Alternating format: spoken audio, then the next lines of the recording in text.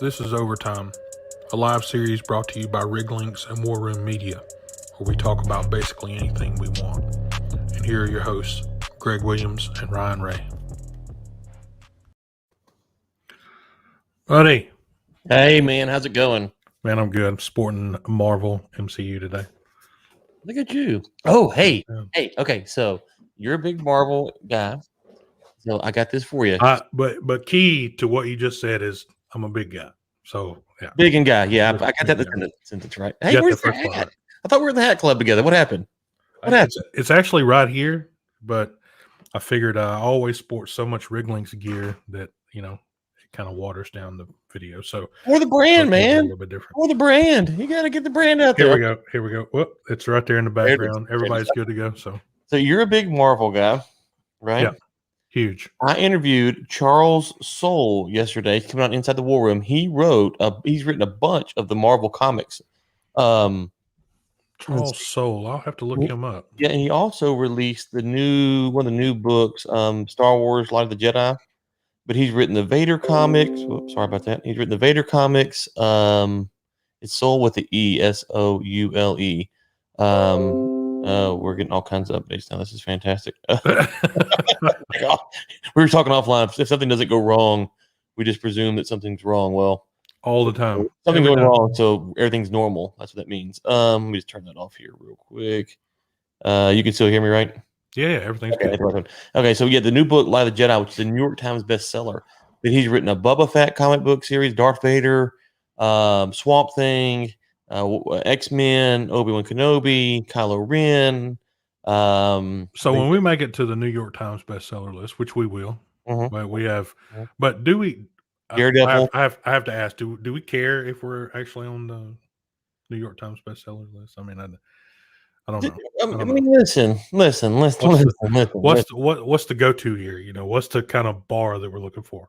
Listen, if I'm not going to turn it down, okay, of course not. I'm not going to turn it down. So, you know, it'd be like, look, Ryan made it on the New York Times bestseller list. Listen, if I get it, I'm going to have a shirt. It says New York Times bestseller. Holler at your boy, okay? That's holler at your boy. Holler at your boy. That's what it's going to be saying. So don't be confused here. But don't let the facts. Yeah, don't the facts. But yes, no. Yeah, I think the goal is to make money. But if you can also get on the New York Times bestseller list, why not? And so anyway, so you brought that up. Inside the War Room, check that out. We don't talk a whole lot about in depth, but about authors, writing, how he gets his stuff. Anyway, so I thought it was a good interview. It comes out probably later this week. I haven't picked a release date, but for people that write, it's good to pick other authors' brains. You know, especially kind of where they were coming from and what inspired them to actually write the book. You and I, we've talked about both of our books in depth previously, but you know, and where we came from to kind of got the inspiration for what we've done. So yeah, it's good to know that. Yeah. Oh yeah. Yeah. And definitely got to check that one out. He told me at the end, he's got a comic book series called Undiscovered Country, and it's set where the U.S. has closed its borders and locked everyone in for 30 years, and they open back up, and that's kind of the premise of the comic book. So I'm not a huge comic book person, but that kind of sounds like an interesting concept. So I might check that out. Imagine the U.S. locking it down just completely. Yeah, well, I mean, no. We can't even keep a border sorted out. I don't know if we'd ever be able to keep it locked completely down. Hey, everybody. Welcome to the show. This is, let's see, what is this? This is episode 22. Yeah, so we're moving right along with it. So without further ado, let's get our rundown up there and get started. I always like to show this rundown. Well, sometimes we have different rundowns up there, and as far as what we show, but I always appreciate this one because of Ryan's sideburns in this one. So always, I do like it. But yeah, the Ryan, you want to tell a story about this photo here? Okay, so that photo, my kid's school had a fundraising event, and it's like Roaring 20s type thing, and so I didn't exactly have the Roaring 20s down, but that was kind of what I went for, which was super aggressive handlebar mustache and the goat. I had a cane. The cane I still have. Actually, the cane's right here. Hold on, I'll show you.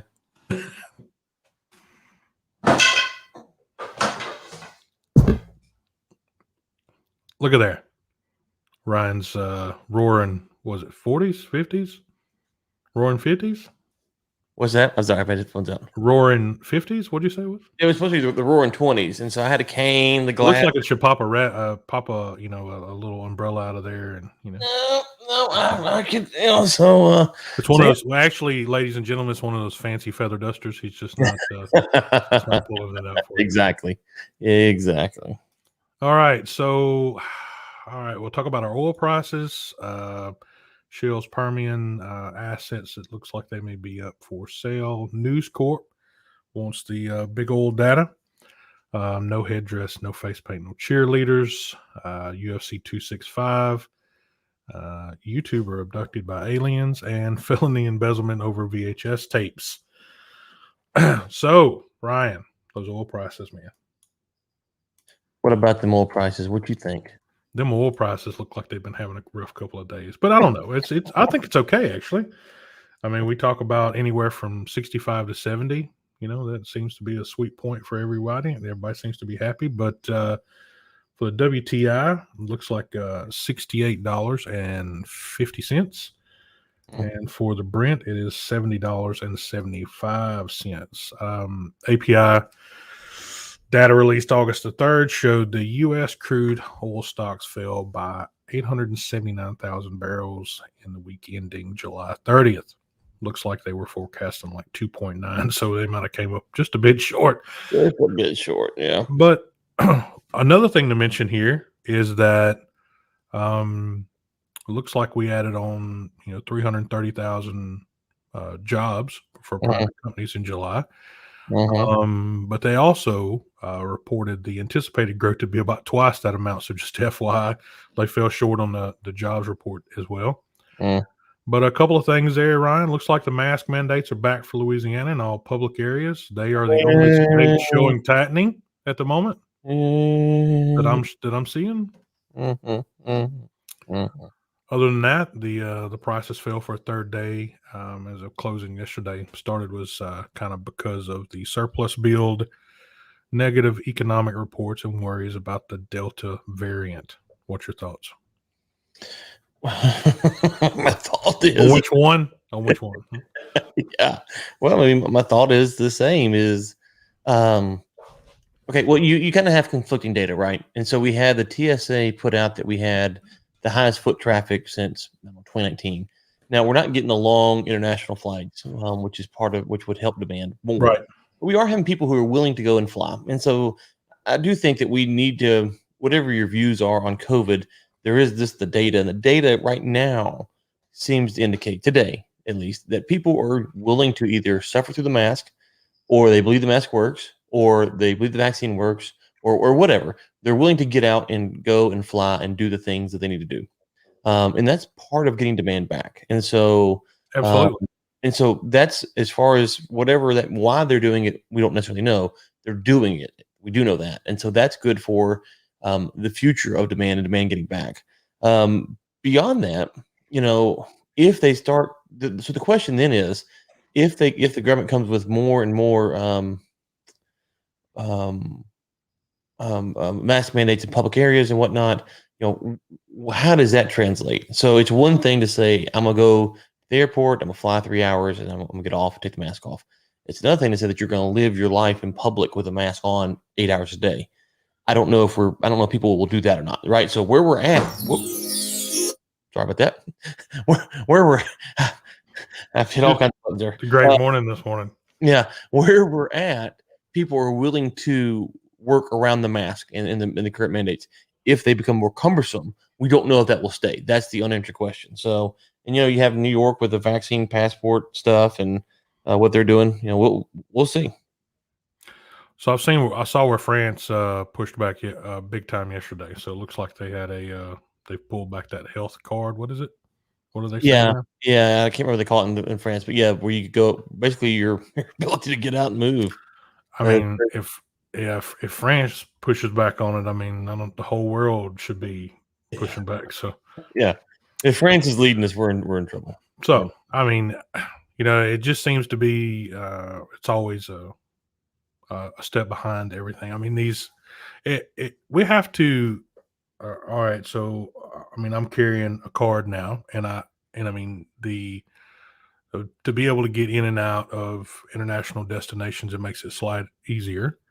But it's not if you don't do international traveling or your plans are not international based, it's a point of personal interest in the United States whether you want to do that or not.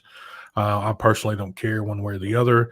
I think if you're erring on the side of caution, then okay. If you've ever been in contact with someone that has been sick or ill, that did get it, and you don't want to see those kind of people go through anything like that again. So again, it's a personal preference thing, and I get it. I understand both sides of the argument. I do. But for international traveling, I don't even just bite the bullet, man. Just bite it. Some people won't, but that's fine too. You can go stay in quarantine 14 days in some parts of the world if you want to and not make any money. So, yeah, exactly. All right. Let's see a couple of things here. New on the news side, it looks like Shell's looking to unload $10 billion in their Permian assets. So, looks like more consolidation in the Permian. Mostly in West Texas, the likes of Devon, ConocoPhillips, and Chevron looked to be lining up at Shell's door for these assets. They were all invited to take a look at the information on the business Shell has out there. Ryan, is Shell wanting out of the Permian? Looks like it, doesn't it? If I was a betting man, which we are, which we've been known to throw a few out there. Yep. If Chevron comes to the table, they're gonna pull the big guns out there. So it's hard for me to believe that Chevron would step into something like that, take a look at the business, and be $10 billion out there, and they not want to take a bite. So, yeah, why didn't you buy it last year when prices were down though? That's exactly my point here. But on the windfall of all the Q2 performance for most of the companies and the share buybacks and right. I think basically every C-suite company out there right now is buying back stock. So if you're out there, and you want to make a quick buck, here's your time to do it. So, I mean, is this may be a play on Shell's part to grab up some quick money while it's available? I mean, ConocoPhillips posted its highest profit since 2018. Chevron's buying back $3 billion in stock. Shell's buying back $2 billion in stock. Who has $10 billion just laying around ready to go, you think? I only have 5. I'm a little strapped right now. Yeah, I was working. Yeah, I was working on that. That 153 from the lottery. Didn't get it last night, so I'm here now. I'm here now too. That's why I'm here now too. Exactly. Yeah, I don't know. So the share buybacks make you think that the majors, super majors, believe in the prices. That the price is good, the price is solid, that the economy's coming back. The supply demand stuff is there. That's what I tend to think. That's the signal there. In Shell, I'm not sure how committed Shell is to just, being in every oil play in the world. So, what acreage do they have? Is it good acreage? A lot of questions I don't know the answer to. But all of this stuff in the Permian and some of the other kind of developments and projects over the last 2 to 3 years all had a wrench thrown up in it. With all of the renewable movements and green movements and just public pressure and even from stockholders and boards and everything else. So a lot of things are changing. And I mean, if Shell is wanting to make that move, personally, I think if they're going to do it now would be probably the best time, because you don't know what's going to come around the corner here. So that's right. Well, no, I mean, I mean, if you get out too soon, Ryan, I mean, do you think that there's still tons of profit to be made in the Permian? Well, it depends on what the price of oil is going to do, right? So if oil goes to some of these doomsday predictions and it goes to 150, and I say doomsday because bad for everyone. Definitely bad. Okay, so if you look at that, well, then selling right now would be the worst thing you could do, because you could make hand over fist. If you go the other doomsday prediction and we've hit peak oil and we're going down to $40 oil, then this is the best time to sell. So if and so that's the thing. I don't know. Yeah, but if you're using the profit, or if you're using the sale to continue driving your green ambition, then if you're looking at it from that perspective, now is the best time to sell. Probably so. Yeah. Next up is NewsCorp.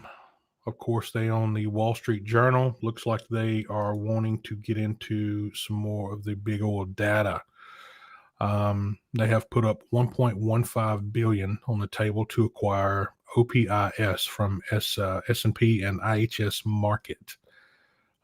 Sale is expected to close in the fourth quarter. Ryan Info is power, and I'll be strictly honest here. I do not read any of NewsCorp's material. I have no ambition there and no want to do it. But do you think this is a play to kind of control some of the information we may see in the future coming from NewsCorp? I mean, why do they want it? What do you think? Well, Robert Murdoch owns NewsCorp, right? So he's not, some crazy progressive that's going to put an end to it. I don't think. But listen, the S&P. So they're getting. Let's see here. Make sure I'm getting this right. So NewsCorp is going to get S&P, right? If they do this, is that how that works? So S&P Global and IHS Market Limited agreed to sell fuel price and other commodities information services to NewsCorp. And that comes in the form of okay. So oil price information services, petrochem wire, coal, metals, and mining businesses is expected to close with S&P Market. So yeah. So listen, looks like a big chunk of data for those guys that they're going to be selling now. What else? What are they going to do after they sell that? Nothing. I mean, S&P, S&P's got a lot on the go, but an IHS Market has a lot on the go from the contracting and rig information side. But that's a big piece of both of them. They're gone if they sell it. Yeah, I just want to know is it just like, they had planned on doing this to make, I think they're merging or something like that. But anyway, they planned on doing this to kind of streamline their business, I guess their verticals or whatever, what each of them were working in. But is this just a case of a buyer stepping up and saying, hey, I'll give you $1.5 billion for that? Or is it just the case of, hey, I want to use that, or I want to get all that information and, control data for the future and blah, blah, blah, it's interesting. So I don't know what's going to come from it. So if you were to buy this, so it says that they were making $129 million in revenue. That's a lot of money just to buy and put on the sideline there. It is. So no, I think they're going to get it. And they're going to sell it. They're going to repackage it, and if they listen, most of this data, and this is but you're talking about NewsCorp here, which is massive, and so this is like you've got all of our other companies out there, Drilling Info, Infostat, and everybody else out there that does futures predictions, and this would be the big one. This would be a big one. Well, right, but the thing about the data, distribution wise, right?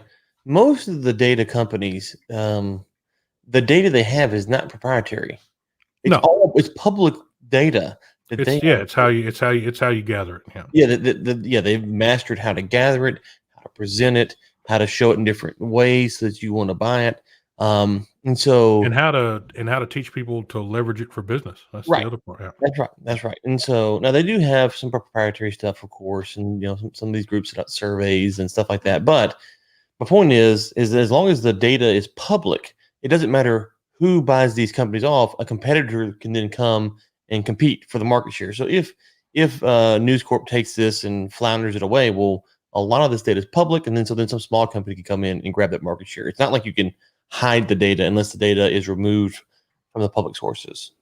Well, if I'm sure their system is, pretty well automated, so I don't see them losing any kind of structure there. I'm just looking at what avenue NewsCorp's going to do. Like you said, repackaging it, making the. I mean, maybe they're wanting to get into that play. I mean, maybe they're wanting to get ready for the renewable wind side of the deal there. I mean, I don't know.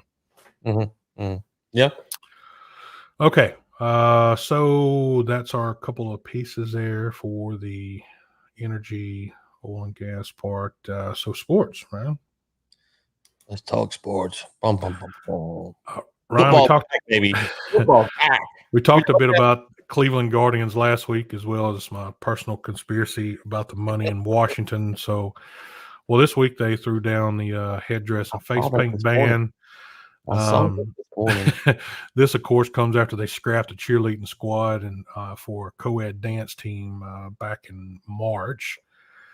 I'm sure there's some diehard fans out there that are not liking all of that, but they also tried to pick a new name, Ron. We talked about names, obviously, the last show, but they tried to go for Warriors last summer. Did you know that? No, I did not. But the Native Americans said that it was too close to the former name and was not acceptable. Are you being serious? I am being dead serious. The Warriors is not acceptable. Are you kidding me? But look, the world is going crazy. No, it's not going crazy, dude. It's crazy. It's crazy. It's crazy. It's crazy. It's crazy. Crazy. So, what are your thoughts here, Brad? If there's anything other than what we just said, I'm trying hard not to just bust out in laughter. I just I didn't know that the Warrior thing. I didn't hear that. Wow. I know. That's insane if that's true. I mean, do you know how many small children's baseball teams named Warriors across the United States right now? My favorite wrestler of all time. You know who it is?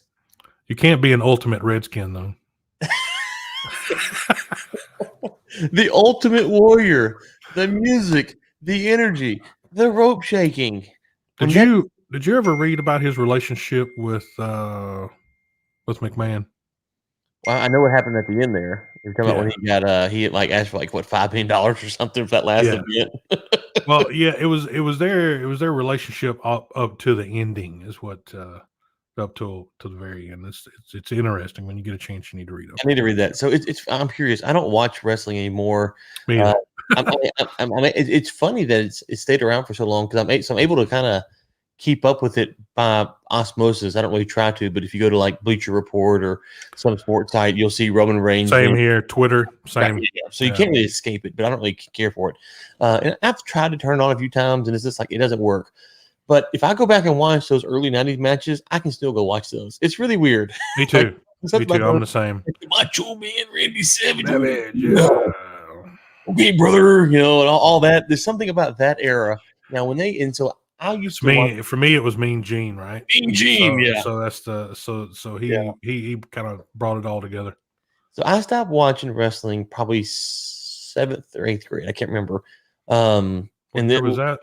I'd been 97, 98. So for me, that was the exact same time that I stopped watching too. That's when I stopped watching, and so it kind of lost the. I don't know. I don't remember why I stopped watching. To be honest with you, I stopped watching. But NWO, Kevin Nash, yeah, Big Papa Pump, woo, Wolfpack, you know. That's great, man. I guess there was. So when I was a kid, obviously I thought it was all real, right? And now knowing it's not real, I can't watch the new stuff, but I still watch the old stuff, which is weird. And I do like watching like on YouTube. Master promoters, man. Yeah, well, that was the thing. The characters were so over the top and just, and maybe that's what it was. It was just that, you know, it's like watching a cartoon. Okay, don't start that. Don't start that with me. Okay, don't start that with me. Greg, move on. You mentioned it. I move on. Anyways, Washington football team, whatever. 7 seasons.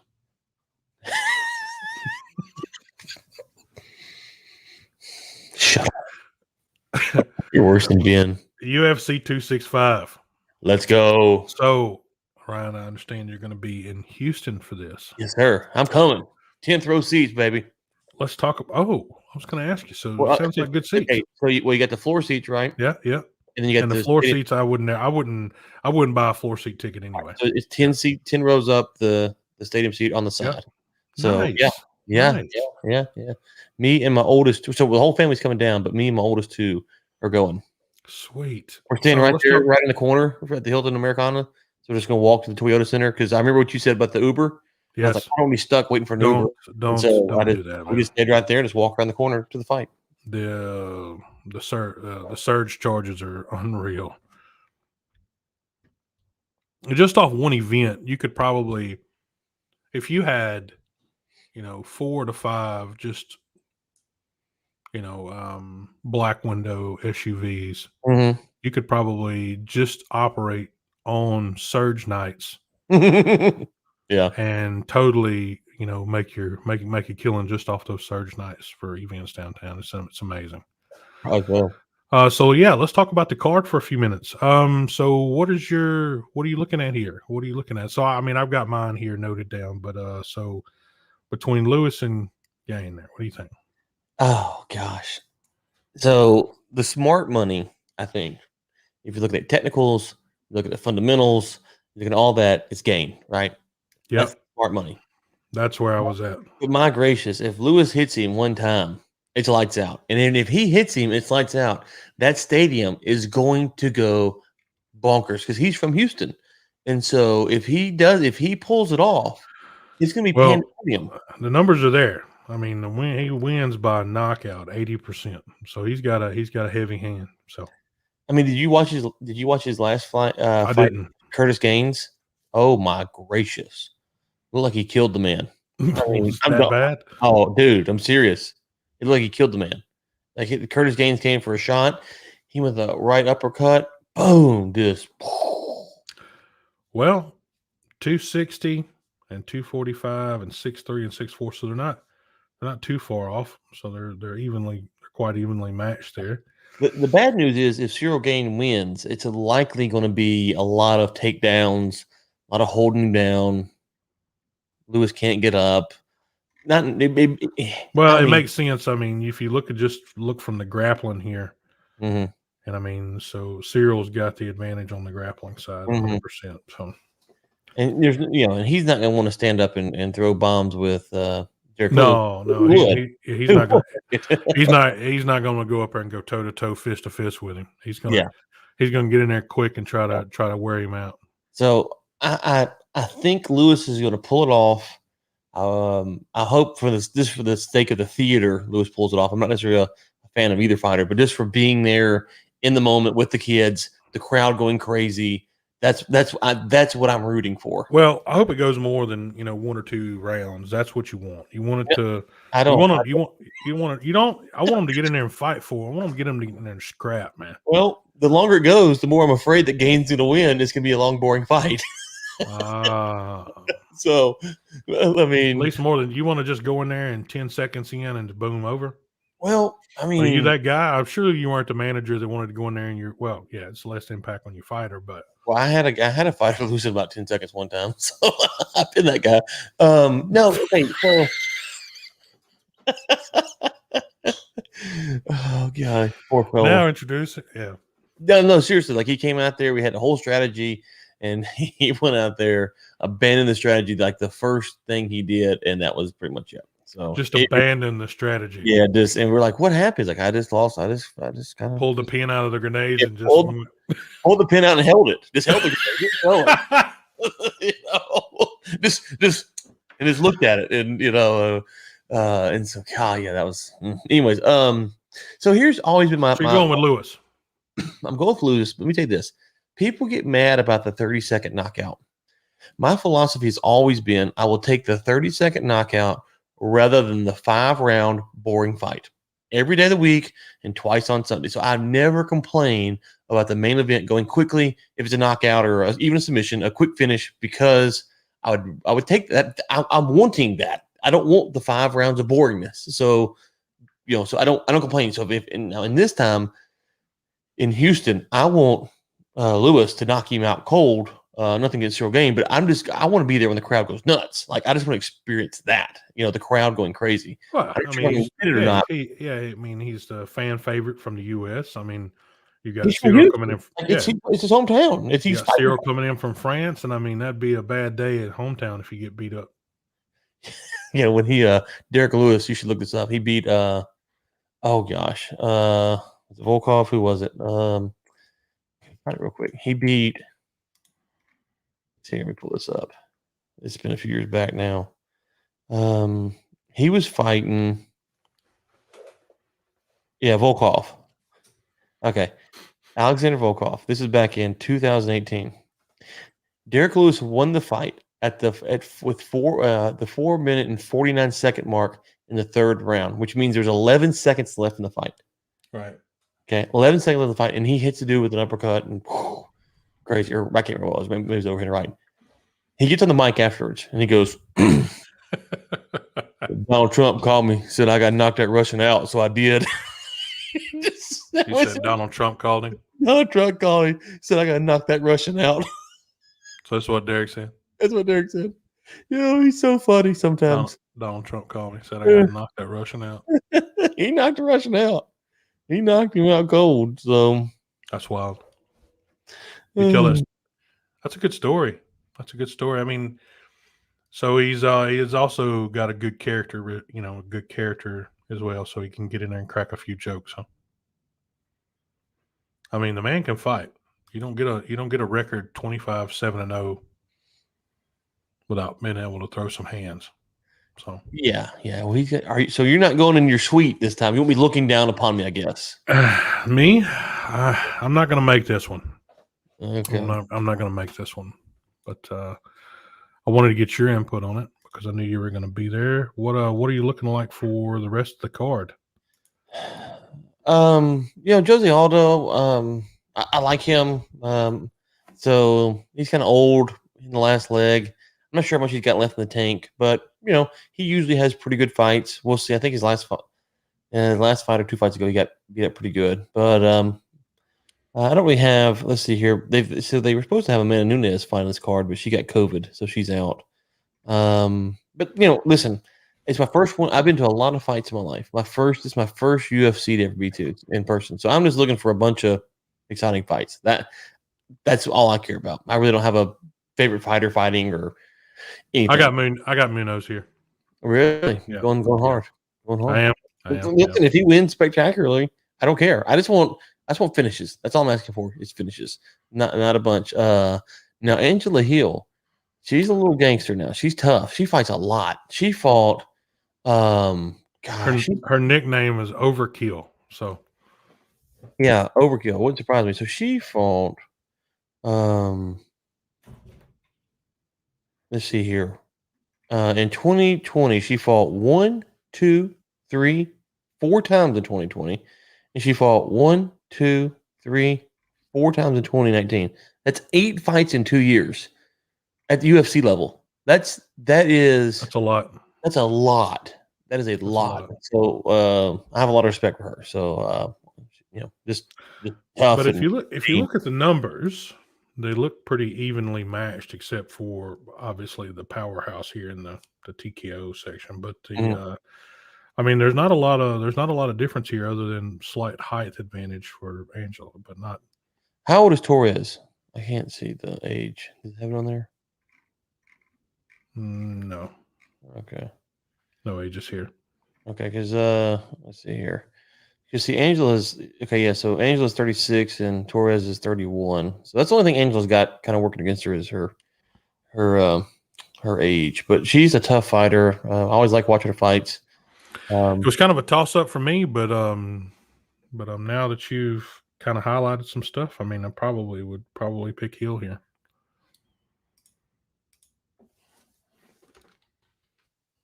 Bookie. Yeah, but say you can lay down the money, or are you just talking?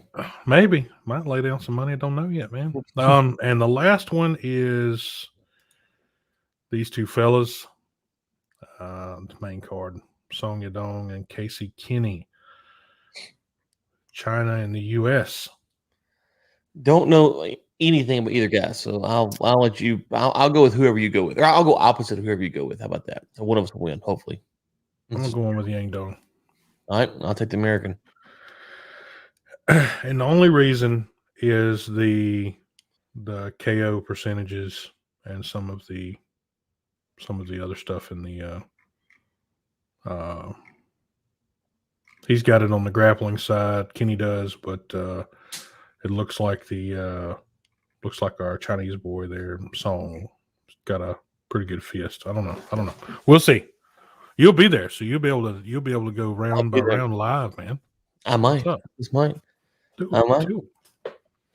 All right. Next one is pass along the message to the Houston mayor. Do not put any mask mandates between now and Saturday. Wait till Sunday. Monday, but not between now and Saturday. What if they do it at the door on you? What are you going to do? Well, I don't have a mask. I mean, I have a mask, but I'm not bringing one unless they change it.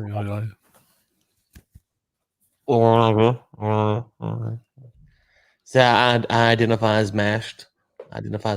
So hey, Lewis. You know what I did in COVID? And no, I didn't do this on the airplanes because they get a little.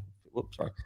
They'll duct tape you to your seat. Yeah, but what I did during COVID, I get my little hanky out and I do this, and I put my glasses on, and I tuck it right here. And I walk around like this. That's just as effective. Oh, let me tell you something. I take COVID more seriously than anybody else. So I do. Yeah. No one takes it more seriously than me. So, Ryan, we have a YouTuber that says they were abducted by aliens. So, we have Abby Bella. She is a YouTuber hailing from London. She claims she was abducted by aliens and even fell in love with one of them. She hopes to normalize interspecies dating. She says, after all, the abduction talk that one connected with her. She said she didn't get his name, but felt exactly the same. So at least it was a he. She said that she could not see them, but she knew for a fact that it was a he. Hold on. Stop the tape. Just so I'm clear here. She claims to have been abducted, and yet she did not see them. Is that what you're telling me? She said she saw a colorful outline and some eyebrows.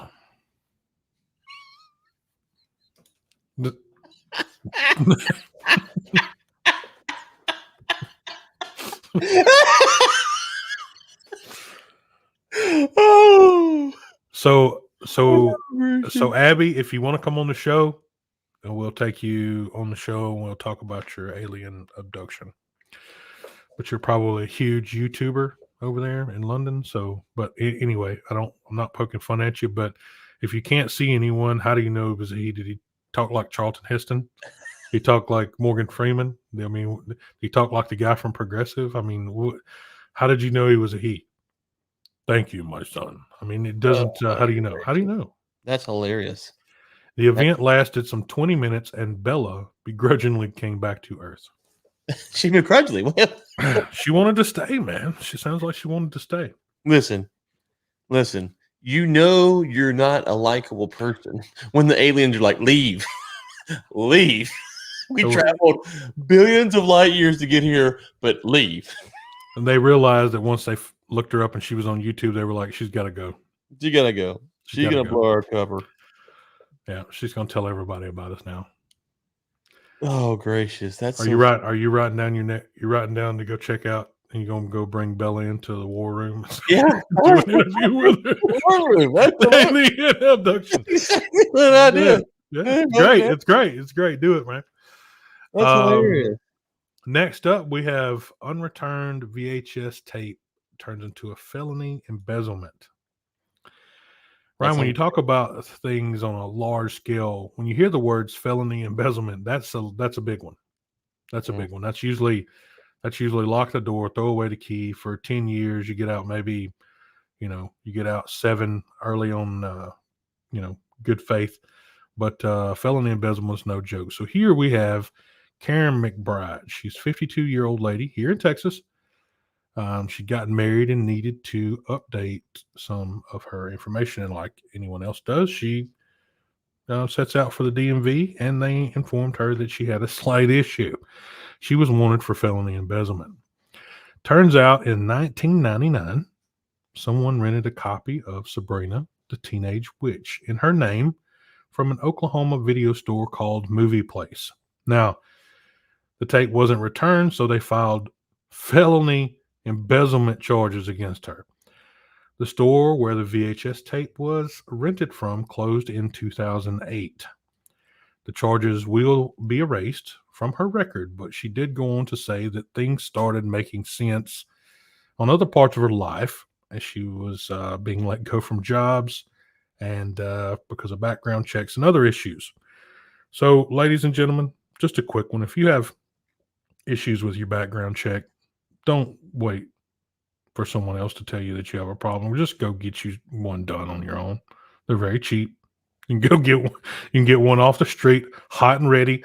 Don't let a 20-year videotape here just take you out. So, Also, Ryan, be kind, rewind. Be kind and rewind. That was a. Oh, that was the deal, man. That's it, man. They used to have the super fast rewind deal. They'd put it in there and zzz, like hey, man, they charge like $10. The original VHS players didn't have a rewind. No, I know, but you remember they had the super fast little, and you could go to like you could buy, actually they used to sell them at Blockbuster, the rewind machines. Really? I didn't know that. Okay. They used to sell them like $20 at the and you could stick it in there, rewind it, boom, done, bring it back. And I mean, they used to sell all kind of vintage stuff in there. Well, I'm thinking vintage. I mean, I was it wasn't vintage then. It was. I mean, I had the first time I used a Blockbuster, I was in Atlanta, and so that would have been 1995, summer of 95. And of course, the Olympics was the following year. But that was that first time I ever had anything to do with Blockbuster, and I thought they were great. They definitely made some huge errors, but in their history as a company, but they were perfectly posed to be Netflix and didn't jump on the bus. Sometimes you win in life, and sometimes you lose. Dude, felony embezzlement though. That's look, I'm going to call crap on this story. I mean, and also the other story with the YouTuber. But anyway, this one here is particularly crap because you got to have your license renewed every 10 years. So regardless. Yeah, I wondered about that.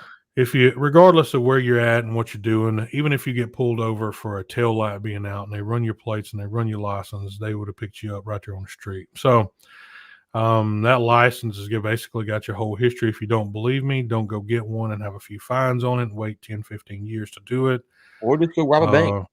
You can do that too. And rob a bank, look at the camera. And then these software, and the crazy thing, Ryan, is these software systems even take for the likes of a DMV in any state, 10, 15 years is about how long they keep the software. They change their software out, every 10, 15 years. And so if you walk in there with a license that's been expired for 20 years and you expect to get it renewed, they're going to have to dig through days worth of stuff to just get back to your original license, because unless you want to go through all the testing and all the other stuff again and all the online stuff, now everything's online, but I'm speaking from experience here is the only reason I'm telling everyone. They have to go back and dig all the manual stuff out. Oh yeah, by the way, you had this, and here's your fee. Here's your fee. So pay your fee, and you can go in and just get your license renewed for $25 or whatever. So anyway, at the end of the day, it's crap. The story's crap. But because I'm sure within that 20 years, there's something else happened. But anyway, please be kind and rewind. That's weird because, to your point,